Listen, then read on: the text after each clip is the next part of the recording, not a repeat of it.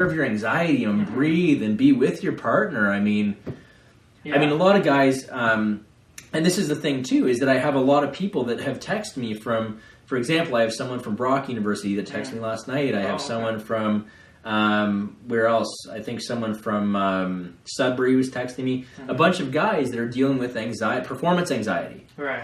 And it's interesting because you don't think of kids that are, I don't want to call them kids, young adults that are in their sort of early 20s as being able to have a problem with delayed ejaculation. Right. I mean, we've been taught to think of that as something that happens when you're older. Or, sure. You think of sort of the youthful as having pretty rapid speed ejaculations. I know that's what I did when I was that age. And to be honest with you, I discovered, the one thing I did discover about being on antidepressant medication was that I could last longer. So that was one benefit and why I stayed on some of them. Yeah. So there are certain medications. I don't want to encourage that.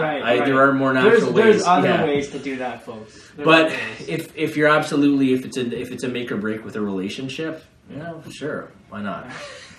Try it if it needs to, if you need to. But so I guess these gentlemen that have reached out to me have had delayed ejaculation problems from performance anxiety. Right. So that's a surprise to me because this is something that I didn't think I thought I'd have to deal with a lot of early ejaculation. And the reason I'm not saying premature ejaculation is because we don't use that term anymore. It's kind of offensive. It's just, So we use early or rapid ejaculation. So anyway, and I'd like to obviously extend this into the U.S. I mean, I know we've talked before about Mr. Trump, who I myself personally think is mentally ill. That's really the only way I can get through the day, or else I get pissed off at everything he says. So, a safe way to approach everyone in this world is actually to approach them as though they have mental illness, because then you'll actually look at the person as though... Right. And to be clear, not in a, that may sound like not how we're trying to say it. I mean, like, we're not trying to say, like, you think of everyone that has mental illness, so, like, you're looking down on people. No, not at all. In the way that, like, there's another person that has something similar to what I'm experiencing. Sure, but you don't want to be like, what the fuck's wrong with that guy, right? I mean, he could have been someone that was, he could have just been someone that was, I mean, there's so much mental illness and not enough care facilities that and people really need to be cautious of this when they're out at the bars too, because there could be a guy that comes up and says something to you or your girlfriend. He could just be someone that's dealing with some mental illness, compounded with alcohol, and you're probably not thinking straight, and you could end up getting into a fight and really hurting him, or going to jail. It could ruin your life and his or hers or whatever. So so there's lots of things to think about. Do you have any tips you could share with us? Like, are there any little useful bits of knowledge that you could throw at us? Either mental health, sex related. I don't know. I'm just tips. Off the top of your head, interesting things that you've found. Yeah, I mean, I think that. I'm still trying to figure it all out myself, right? I mean, I've just come a long way from where I was. For sure. But I think that breathing exercises really help. So I hear them a lot. The one thing that breathing does, I mean, breath is both subjective and objective as well, right? So explain this, because I'm interested in this. Okay, so I mean, from an objective standpoint, it's something like it's a fact. You're breathing, right? You have to breathe to live. But you have to breathe to live. But from a subjective point of view, I'm feeling the breath go in and out too. So it's the one thing that you can think about as being both. I see. Okay. Does that make sense? Yeah, interesting. So it's a fact. I'm breathing. I'm here. I'm breathing. But I can also feel it. It's like I can change my breath. It is unique to me. Right. So no, I guess the reason that interested me was because I do a lot of, I don't do a lot of it, but I sometimes to try to get to sleep, I'll listen to meditation tracks, right? Sure. So they're usually guided, just because I don't want to actually sit there and concentrate while I'm trying to go to bed. No, and a lot of people do that, and that's fine. I mean, it's better than falling asleep with the TV on. Yeah. Which is what I do still some nights. I mean, sometimes I do too. It's not every day is perfect, and some days you're going to be in a different mood. But I guess I just that caught my ear just because I always feel like during these meditation, a lot of them they're guided and they have breathing exercises in them. And a lot of the times I feel like the breathing component is sort of forced in a way that makes you feel like you have to breathe at a certain time. So when I heard subjective, I was like, okay, that's kind of interesting. Yeah, well, no, I mean, the thing is with guided meditation, yeah, you're taught to sort of breathe in for 2 seconds, breathe out for 4 seconds, or whatever the guide says. Mm-hmm. But when you're dealing with actual just seating meditation, I mean, you go at your own pace, and eventually you find yourself slowing down. And when you first start, you might be a little bit more, have more of a rapid sort of breathing rhythm. But at the end of it, I always find I'm sort of calm and, yeah. I mean, don't get me wrong. There's times with meditation where it teaches you to sit with everything so that you can respond instead of react. So, I mean, if I'm angry, I could have a really angry meditation session where I'm just trying to be present, but there's something within me that's just really angry, but I sat with it. So when someone in the real world makes me angry, instead of reacting like I used to by punching people in the face, I can now respond and say, okay, well, this person's obviously angry. What can I do to make the situation better without physically harming anyone? So, yeah, I used to be a really big reactor, and that was a problem for me. It got me into a lot of trouble. I used to get into a lot of fights. Oh, no. Oh, no. Oh, no. You've seen me get mad. It's not pretty. No, but you're a big boy, too. I'm sure you could hold your own. Oh, there was times when I was younger when I just get the shit kicked out. Oh, really? But, yeah. But I always deserved for the most part, so. I guess one of the things that maybe I forgot to cover, I don't know if you still want to talk about it, but maybe some of the relationships that you've had that have had impacts. Ooh, the big question, relationships. Yeah, I know. Because I know you've had some doozies. Yeah. You've had some great ones, and you've had some kind of, out there ones. I think that every relationship I've been in has been great at moments. Right. I think with every woman that I've been with, there's been nights that, I said I'll never forget, but like right now I'm having a tough time remembering. No, but there's definitely nights that like I still remember with my previous girlfriend. I've still probably had some of the best nights of my life with her. Yeah. But there's also, I mean, the previous relationship I'm not going to touch on too much, but when I started, in high school, I mean I've only been in 1, 2, 3. Maybe 5 or 6 serious relationships. Okay, but that's still a fair bit. Like, sure, I mean, that's nothing to laugh at. That's still 5 or 6 relationships. Right? Yeah, sure. Yeah. And I found that I can go from high school. My high school sweetheart, she was probably she was a sweetheart. There's nothing else to be said. This is the one that you wish you stayed with.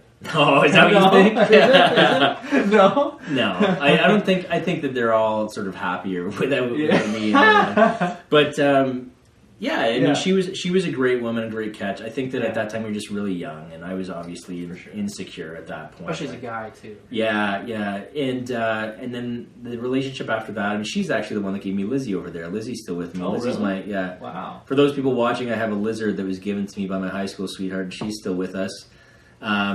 She's got to be like 17 years old now, so she's my longest lasting relationship. Wow. The next serious relationship, I actually lived with her. Oh, okay. And that living with a woman when you're sort of 20, I think I was 21 or 22. So this is the second, third one? Second one. Okay. Yeah, second one. I don't want to mention names. No worries.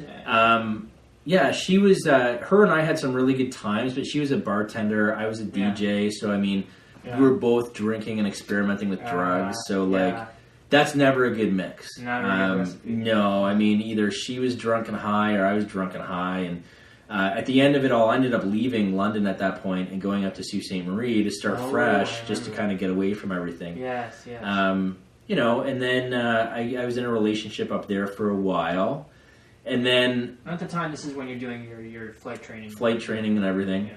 Yeah. She was wild. She was a wild one. She's a firecracker up there. And then her and I broke up, and I started dating a woman that probably had the biggest impact on my life. Okay. And this woman was kind of a rebound from the relationship I was in previously. Okay. And her and I started dating, and she kind of, I don't really know how to get into this story, but somehow I ended up with emails from her mom and her uncle. Like, I ended up with her mom and her uncle's email account. Right. And she sort of went home for Thanksgiving. She was from Toronto. We were up in Sault Ste. Marie kind of thing. And I remember at one point in time getting an email from her mom saying that her daughter had been diagnosed with leukemia. Right. And so... And this is her mom emailing you. What I thought to be right. at the so time. So at the time you hadn't heard from your girlfriend at the time that this was happening. This was the first you'd heard of it. This was the first I've heard of it. She kind of told me that something might be wrong, and then I so I understood when I started getting emails from her mom and her dad and her uncle. There was 3 people that were emailing me, so when she kind of said in the email, "We're going to tell our daughter that she has leukemia tonight, just so you know," and so their daughter was in my sort of dorm room, the one I was dating, and all of a sudden she picked up her phone. I didn't even hear her phone ring, so I assumed she must have it on vibrate. And she just broke down crying into tears, and she had just found out she had leukemia, and she had like 6 months to live. Right. So this must have been a huge stress on you. Let's keep in mind that she thinks she has leukemia. And obviously that's huge. But I mean, just to have someone that you love that goes through that's a huge thing too, right? Well, yeah. I mean, obviously the thing was, her and I didn't see it working out. Like I said, she was kind of a rebound, and I think she sensed that. Just to kind of give a little bit of insight into the story. So anyway, it went on, and eventually it came to the point where she was leaving Sault Ste. Marie and needed to go to Toronto to get treatment. And so I decided that, hey, I'll go with you and help you fight this thing. So I left Sault Ste. Marie, I left Sault College, and I went to fight leukemia with her, right? Yeah. But so you have to cancel. You basically left your flight school, right? Like, yeah, I mean, I was an RA at the college. I moved all my stuff into storage, and I thought, maybe I'll come back and finish when this passes. So anyway, I ended up leaving with her. She went back to Toronto for a little while. It was over Christmas break. She came and stayed with me and my family for a little bit, and my grandma even gave her a warm blanket to help her through her chemo. And when she'd come to visit, she'd have all the Band-Aids on where she'd gotten the blood work done, and she showed me, where she got her lumbar puncture, and she seemed to know all the oncologists at the Toronto University. Right. So, she had my whole family obviously supported her and believed it, and eventually it got a little bit weird because she didn't feel she needed to go back to Toronto to get treatment. She just kind of kept staying with me at my parents' house. Keep in mind, I lived in Sault Ste. Marie, so we were all staying in one house.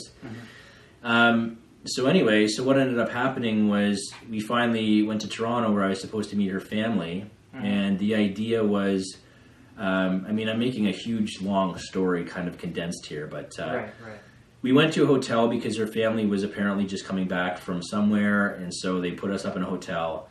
I got a phone call from at that hotel room saying, and it was from her father saying that everything she had told me and my family was a lie. Ooh, and that there's so it's kind of like Gone Girl in a way. I feel like that's kind of in my life. Yeah. So that was a relationship that really fucked me up because I said, I don't know who you are. You completely lied to me with this disease. You helped me pack up my things and move. So I got on a bus. I hopped back to London from Toronto, and I ended up. That's how I got my real estate license, because I couldn't get back into school, so I had to do something while I was home until the fall. Right. And I think that really fucked me up a lot more. I had than I realized, because I had a lot of trouble trusting people from that point forward. Right.